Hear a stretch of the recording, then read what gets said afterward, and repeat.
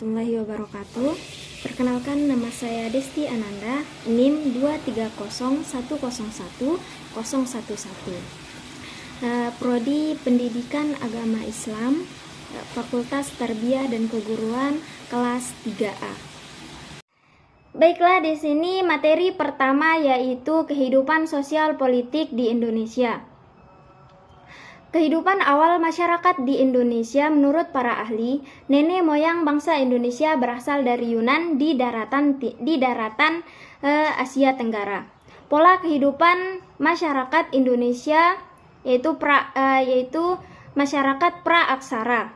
Masyarakat praaksara memiliki pola kehidupan, ada 3 jenis. Yang pertama, pola kehidupan nomaden, pola kehidupan semi nomaden, dan yang ketiga pola kehidupan menetap. Yang pertama yaitu nomaden. Pola kehidupan nomaden yaitu pola kehidupan masyarakat praaksara yang berpindah-pindah dari suatu tempat ke tempat yang lain. Terus yang kedua, semi nomaden.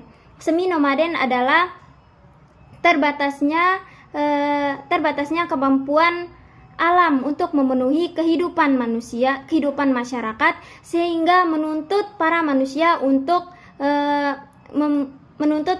untuk merubah pola kehidupannya. Terus yang ketiga, menetap. Pola kehidupan menetap adalah kehidupan manusia praaksara yang terus berkembang dengan kebutuhan dan tuntunan masyarakat. Budaya masyarakat praaksara. Budaya masyarakat praaksara ini ada 2. Yang pertama yaitu zaman batu dan zaman logam. Yang pertama zaman batu, yang kedua zaman logam. Yang pertama adalah zaman batu. Zaman batu adalah periode di mana masyarakat praaksara semua alat yang digunakan terbuat dari batu. Pada zaman batu ini ada 3 tahapan atau ada 3 jenis. Yang pertama berburu dan mengumpulkan makanan. Yang kedua beternak dan bercocok tanam. Terus yang ketiga zaman megalitikum.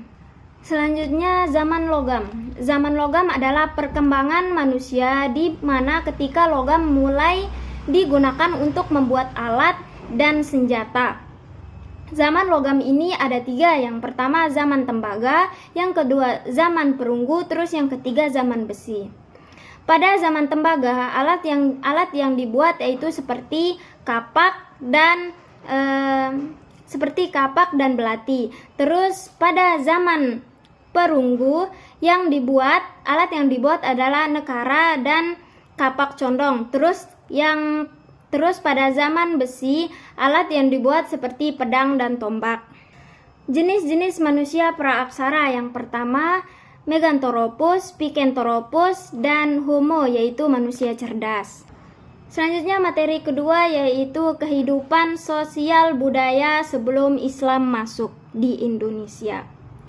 Kehidupan sosial budaya di Indonesia yaitu ada kebudayaan Hindu dan Buddha.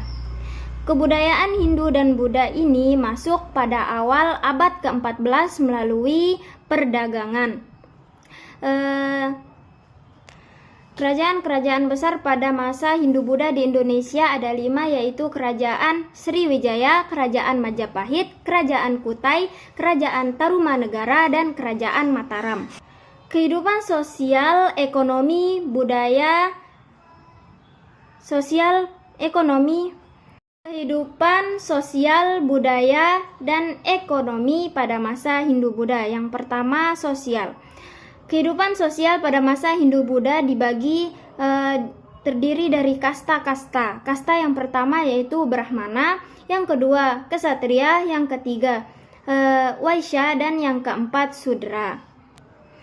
Kehidupan ekonomi pada masa Hindu-Buddha yaitu lebih dominan pada perdagangan, nelayan, dan peternakan.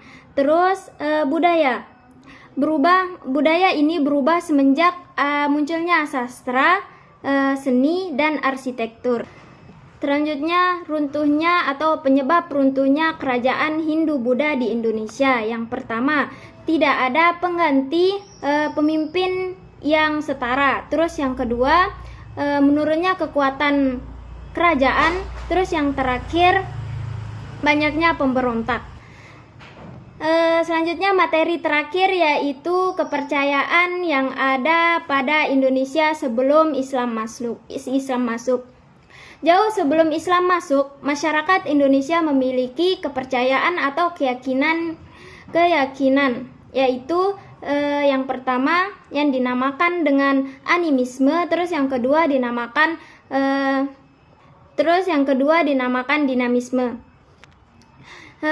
Setelah animisme dan dinamisme itu baru tadi masuk kehidupan Hindu-Buddha pada abad ke-14. Baiklah, saya akan menjelaskan animisme dan dinamisme. Animisme adalah kepercayaan masyarakat terhadap benda atau objek yang memiliki roh atau jiwa atau kekuatan spiritual yang dapat mempengaruhi kehidupan manusia. Contohnya seperti pohon besar, batu besar, atau gunung yang mereka percayai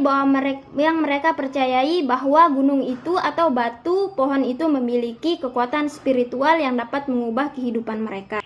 Selanjutnya, dinamisme. Dinamisme adalah kepercayaan masyarakat terhadap benda yang memiliki kekuatan gaib, yaitu contohnya seperti keris atau jimat. Keris atau jimat ini dipercayai bahwa